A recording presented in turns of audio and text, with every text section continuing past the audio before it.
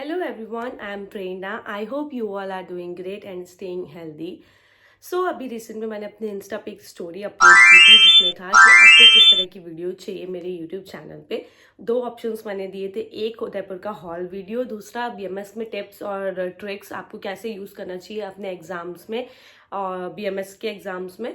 तो उसके रिगार्डिंग मैंने स्टोरी डाली थी और जो डिमांड आई है वो इक्वल पे ही है। लोगों को वो वीडियो भी चाहिए, हॉल वाला भी, और बीएमएस में टिप्स के लिए भी चाहिए, बीएमएस एग्जाम में टिप्स के लिए भी चाहिए। तो मैंने डिसाइड किया कि हम बीएमएस के एग्जाम्स के ऊपर वीडियो बनाएंगे कि आप कैसे एग्जाम राइट करें, उसके रिलेटेड टिप्स एंड ट्रिक्स मैं बताने वाली हूँ इस वीडियो में।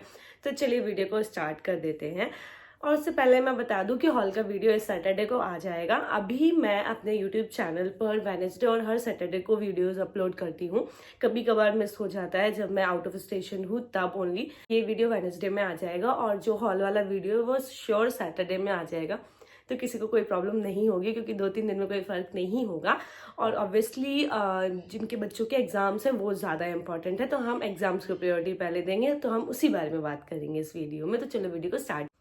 वैसे तो ये वीडियो हर बीएमएस प्रॉफ के लिए एप्लीकेबल करता है, बट स्पेशली मैं बीएमएस फर्स्ट ईयर के बच्चों को जरूर बोलूंगी कि आप अपनी कॉपी राइट करते वक्त बहुत ध्यान रखिएगा, क्योंकि सेकेंड ईयर थर्ड ईयर में जो स्टूडेंट आ जाते हैं उनको भी थोड़ा एक्सपीरियंस हो जाता है, बट जो पहली बार एग्जाम दे रहा होता है बीएमएस का, उनको बिल्कुल भी आइडिया नहीं रहता है कि बीएमएस के एग्जाम्स कैसे राइट करने होते हैं, क्योंकि सारा हिंदी में लिखना होता है आपको। इसलिए आप इस वीडियो को बहुत ध्यान से। एक और बात मैं कहना चाहती हूँ कि इस वीडियो में जो भी मैं बात करूँगी ये कुछ मतलब ऐसा नहीं है कि बहुत कुछ अलग है। ये वही सारी चीज़ों के बारे में बात करूँगी जो मैंने एक्सपीरियंस किया, जो मैंने फील किया, जो गलतियाँ मैंने की, और उन गलतियों को आप मत करो ताकि आपका स्कोर अच्छा आए। तो बेसिकली ये वो सारी बातें रहेंगी, वो सारी ट्रिक्स या वो सारी टिप्स रहेंगी जो हमने अपने एग्जाम्स के टाइम पे गलती करी, और हम अपने जूनियर्स को यही बताएंगे कि आप वो गलती मत करें। जो मैंने अच्छा किया वो मैं इस वीडियो में आपको बताऊंगी, जो मुझे स्कोर करने में हेल्प किया है। तो सबसे पहला पॉइंट आप डिस्कस कर लेते हैं कि जब आप अपने कॉपी राइट कर रहे हो किसी भी एग्जाम की, कॉन्फिडेंट हमेशा रहो अपने एग्जाम्स में राइट करते वक्त, क्योंकि वो कॉन्फिडेंस बहुत ज़रूरी है। अगर किसी बच्चे ने बोल दिया कि नहीं इसका आंसर ये है, तो आपको कंफ्यूज नहीं होना चाहिए, ठीक है? क्योंकि जो आपने पढ़ा है आपको उस पर बिलीव ज़्यादा होना चाहिए। उसका सबसे अच्छा तरीका क्या है कि आपको बिलीव कैसे होगा, आपको कॉन्फिडेंस कैसे आएगा, उसका सिर्फ एक ही तरीका है, जब आप एक टॉपिक को कई बार रिवाइज करोगे। सेकेंड पॉइंट जो कि बहुत ही इंपॉर्टेंट है, जब भी आप किसी भी आंसर को, क्वेश्चन को अटेम्प्ट करने जाओ, एक चीज का ध्यान रखो, क्वेश्चन आपसे क्या पूछ रहा है, ठीक है? और आपको उसी के अकॉर्डिंगली आंसर देना है। जैसे कि अगर कोई क्वेश्चन आया, उसको लिखने का तरीका क्या है, उसकी निरुक्ति क्या है, डेरिवेशन क्या है, उसकी डेफिनेशन क्या है, उसकी परिभाषा क्या है, पर्याय सिनोनिम्स क्या है, उसके प्रकार टाइप्स क्या है उस डिसीज के, क्या वो डिसीज भी हो सकती है या कोई पर्टिकुलर टॉपिक भी हो सकता है। जैसे द्रव्य है तो द्रव्य की परिभाषा लिखिए, निरुक्ति लिखिए, उसके टाइप्स लिखिए, और फिर ब्रीफ इंट्रोडक्शन उस टॉपिक का, अगर वो 15 या 20 मार्क्स में आया हुआ है तो। ये पर्टिकुलरली एक टॉपिक के लिए हो गया। लेकिन अगर आपसे किसी डिसीज का डिस्क्रिप्शन पूछा हुआ है कि कोई पर्टिकुलर डिसीज का नाम दे दिया, उसके बारे में बताइए, तब आपको एक डिसीज को लिखने का तरीका क्या होता है, उसका हेतु पता होना चाहिए। पहले तो परिभाषा, हेतु क्या है, दोष क्या है, दोष घटक क्या है उसके बाद निदान, मतलब वही हेतु और निदान हो गया। संप्राप्ति क्या है डिसीज की, प्रकार क्या है, और उसके बाद उसका ट्रीटमेंट क्या है, चिकित्सा क्या है उसकी, ठीक है? तो ये इस तरीके के फॉर्मेट में आपको किसी भी डिसीज को डिस्क्राइब करना है। नेक्स्ट थर्ड पॉइंट जो कि बहुत इंपॉर्टेंट है, जिसमें बच्चे अक्सर गलतियां करते हैं, आपको ना ये पता होना चाहिए कि आपको 3 घंटे में पेपर लिखना है, तो आप किस तरीके से पेपर लिखें कि आपका पेपर नहीं छूटना चाहिए, ठीक? अगर आपने फर्स्ट क्वेश्चन से स्टार्ट किया, फर्स्ट क्वेश्चन से 10 क्वेश्चन तक 1-1 नंबर के क्वेश्चन है, फिर 2-2 नंबर के क्वेश्चन है, फिर 5-5 नंबर के क्वेश्चन है, फिर 10 या 15 या 20 के क्वेश्चन है। आपको इस चीज को ध्यान रखना है कि जो 2 नंबर का क्वेश्चन है, 1 नंबर में तो एमसीक्यू ही आएगा, तो उसका तो एज इट इज आपको 1 नंबर ही का है, तो आप एमसीक्यू में एक ही ऑप्शन टिक करेंगे। बट 2 नंबर और 5 नंबर में ज्यादा टाइम नहीं गंवाना है। अगर 2 नंबर का क्वेश्चन है तो 4 से 5 लाइन लिखिए, दैट्स इट, फुल स्टॉप लगा दो उस आंसर पे। 5 नंबर का क्वेश्चन है तो 10 लाइन लिखिए, फुल स्टॉप लगा दीजिए उस क्वेश्चन पे, ठीक है? एक्चुअली होता क्या है, क्योंकि 2-2 मार्क्स के क्वेश्चन होते हैं और वो इतने शॉर्ट होते हैं कि एग्जैक्ट या तो आपको पता हो, अगर आपको एग्जैक्ट नहीं पता होता तो आप उसको थ्योरेटिकली लिखना स्टार्ट कर देते हैं, बट वो थ्योरेटिकली लिखना आपके लिए इतना भारी पड़ सकता है क्योंकि 10-15 मार्क्स के क्वेश्चन अभी आपका वेट कर रहे हैं आगे। तो आप अगर इसमें ज्यादा समय दे देंगे ना, तो लास्ट में आपको दिक्कत होगी। ये मेरे साथ चिकित्सा मेडिसिन के फर्स्ट पेपर में हुआ था। मैंने लिखना स्टार्ट किया 2-2 मार्क्स के, और मैंने थोड़ा सा एलिब्रेट करके लिखना स्टार्ट कर दिया।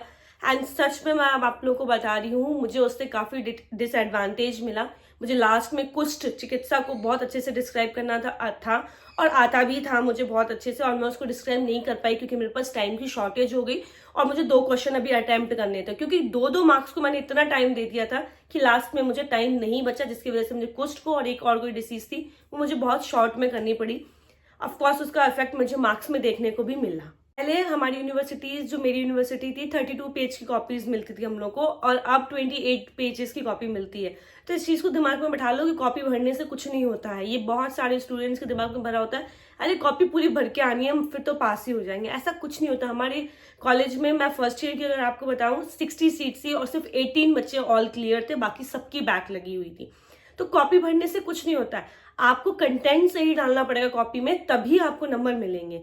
तो एक चीज ध्यान रखो, जब 2 मार्क्स का है तो 4, 5 मार्क्स का तो 10 लाइन लिखना है, 10 मार्क्स का है तो 2 से 3 पेज, और अगर 15 या 20 मार्क्स का तो 4 से 5 पेज का आंसर आपको लिख के आना है और सही कंटेंट लिख के आना है। चौथी इंपॉर्टेंट पॉइंट ये है कि एक सीक्वेंस में पेपर लिखा करो, ठीक है। एग्जामिनर किस मूड में है, कॉपी चेक कर रहा है, आपको ये नहीं पता।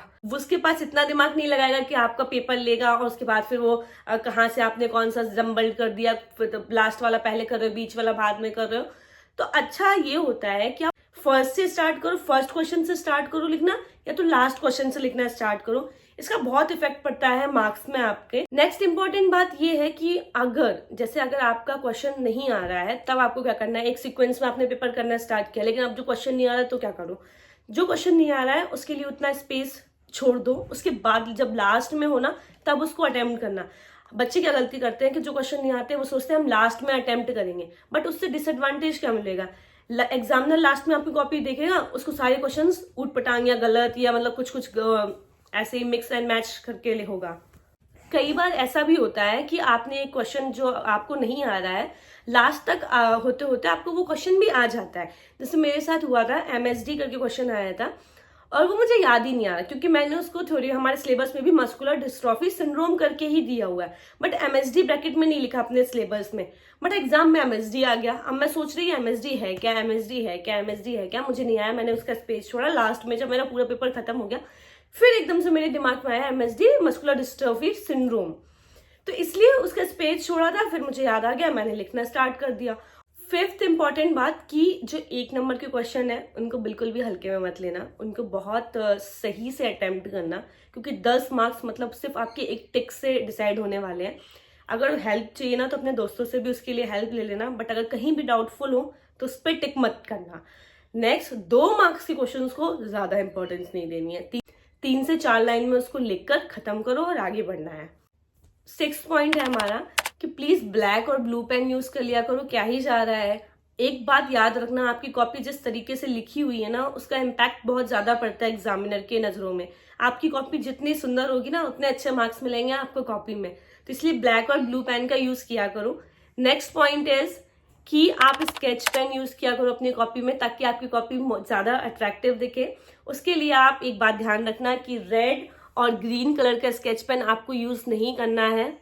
7th इंपॉर्टेंट पॉइंट मैं आप लोगों को बताऊं, कोई गलती अगर हो जाए और आपको अगर उसका 100% श्योर चीज नहीं पता है, उसको कट मत करना, ठीक है। ओवर राइटिंग, जो हम कटिंग वगैरह करते हैं ना, वो आपकी कॉपी को एक बैड इम्पैक्ट देती है, क्योंकि एग्जामिनर ये समझेगा कि ये कितना कंफ्यूज है स्टूडेंट। तो कोशिश करो कि अपनी कॉपी में मिनिमम से मिनिमम कटिंग हो। मेरे साथ मुझे एक ये इंसिडेंट याद है, एक श्लोक जो बहुत फेमस है, हिताहितम सुखम दुखम मायुस्तस्य हिताहितम। ये मैंने श्लोक लिखा, बट मुझे डाउट ये हुआ कि जो मैंने स्पेलिंग से संस्कृत में जो मैंने श्लोक लिखा है वो मैंने कहीं गड़बड़ लिखा, और मैंने उसको कटिंग करी, फिर से लिखा, फिर भी मुझे डाउट हुआ, फिर मैंने कटिंग करी, फिर लिखा। ओवरऑल बहुत ज्यादा हौच पौच कर दी। उसका मुझे बहुत ज्यादा नेगेटिव फीडबैक दिखा अपने मार्क्स के ऊपर, उस कॉपी के ऊपर, इसलिए इस चीज पे ध्यान रखना आप लोग। नेक्स्ट हमारा 7th पॉइंट है श्लोक। श्लोक देखो नो डाउट बहुत ही इंपॉर्टेंट होते हैं, बट जितने वो इंपॉर्टेंट होते हैं उतना ज्यादा टाइम भी कंज्यूम करते हैं।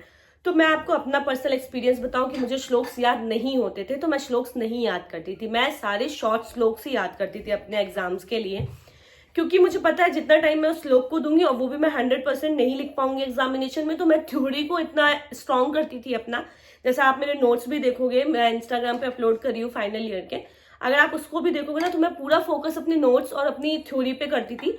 श्लोक में मैं सिर्फ एक एक वर्ड वाले या एक एक लाइन वाले श्लोक, अगर आप अपने आंसर में 3 से 4 श्लोक भी डाल रहे हो छोटे छोटे तो भी आप बहुत अच्छा स्कोर करोगे। और अगर मेन श्लोक डाल रहे हैं तो उसमें तो कोई डाउट ही नहीं है, उसमें तो आपको स्कोर ही करना है। बट इन केस अगर नहीं होती याद, मेरी ये बात ध्यान रखना, आप लोग अपने सीनियर या अपने टीचर से भी इस बारे में पूछ सकते हो, क्योंकि हम लोग या मैं भी जो भी आपको सलाह दे रही हूँ वो सब हमें हमारे टीचर्स, हमारे सीनियर्स ने दी है, वही मैं आपके साथ शेयर कर रही हूँ।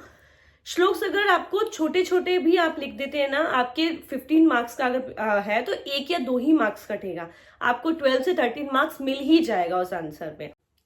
8th पॉइंट मेरी तरफ से लास्ट है ये पॉइंट। सपोज दैट कोई क्वेश्चन है जिसका आंसर आपको नहीं आ रहा है, तब उसको कैसे अटेम्प्ट करना है, ठीक। तब उसको इस तरीके से अटेम्प्ट करना है कि एग्जामिनर को पता ही नहीं चले कि आपको वो क्वेश्चन का आंसर नहीं आ रहा है, ठीक। अगर बीच में किसी ने ये वीडियो स्किप कर दी होगी ना तो मतलब गया उसका ये वाला पॉइंट। इसलिए बीच में वीडियो स्किप मत क्या करो आप लोग, और पढ़ाई वाली तो बिल्कुल मत क्या करो। ये टिप ना मुझे मेरी मैम ने दी थी, जो मैंने अप्लाई भी किया और इसका रिजल्ट सच में बहुत अच्छा होता है। सपोज दैट कि कोई क्वेश्चन है जिसका आंसर आपको नहीं आ रहा है, तो उसको आपको किस तरीके से राइट करना है, उसको आपको पैराग्राफ में राइट करना है, कोई भी हाईलाइट्स नहीं करने हैं, कोई किसी भी चीज पे पॉइंट वाइज नहीं लिखना है, पैराग्राफ में लिखना स्टार्ट करो। और स्टार्टिंग ये समझ लेना वो डालना उस टॉपिक का जो आपको सबसे बेस्ट पता हो उस टॉपिक के बारे में, और लास्ट में भी वही चीज करनी है, वो कंटेंट डालना है जो उस टॉपिक के बारे में आपको सबसे बेस्ट पता हो। बीच में आप थोड़ा बहुत हौच पौच कर सकते हो, और बीच में थोड़ा बहुत हौच पौच का मतलब होता है रिलेटेड टू आयुर्वेद ही ऑल्सो, मतलब उस सब्जेक्ट से रिलेटेड ही डालना, कुछ सॉरी कुछ और नहीं डालना है, ठीक है। जैसे अगर कोई क्वेश्चन आया, सपोज दैट किसी डिसीज से रिलेटेड आया और आपको पूरा पॉइंट वाइज नहीं पता है, तो आप ऐसे लिख सकते हैं कि ब्लू पेन से ही पैराग्राफ में लिखना स्टार्ट किया कि इस डिसीज का ये परिभाषा है, ब्लू पेन से ही, परिभाषा को भी ब्लू पेन से ही लिखना, हाईलाइट नहीं करना है, उसके हेतु इस तरीके से वर्णन किए गए हैं, उसको पैराग्राफ में लिखो। उसके बाद उसकी संप्राप्ति भी आपको पैराग्राफ में लिखना है, फ्लो चार्ट वगैरह में नहीं बनाना है, क्योंकि अगर आपको कहीं भी डाउट है और उस क्वेश्चन का कुछ भी नहीं आ रहा है, और अगर आप इस तरीके से आंसर लिखते हैं, मैं आपको ये बात आप अपने सेशनल में अप्लाई कर सकते हैं, स्टेप को, आपको मार्क्स जरूर मिलेगा, आपका 0 मार्क्स तो नहीं होने वाला उस आंसर में।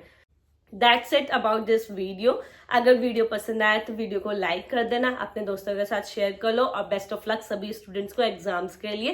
Thank you for watching my video.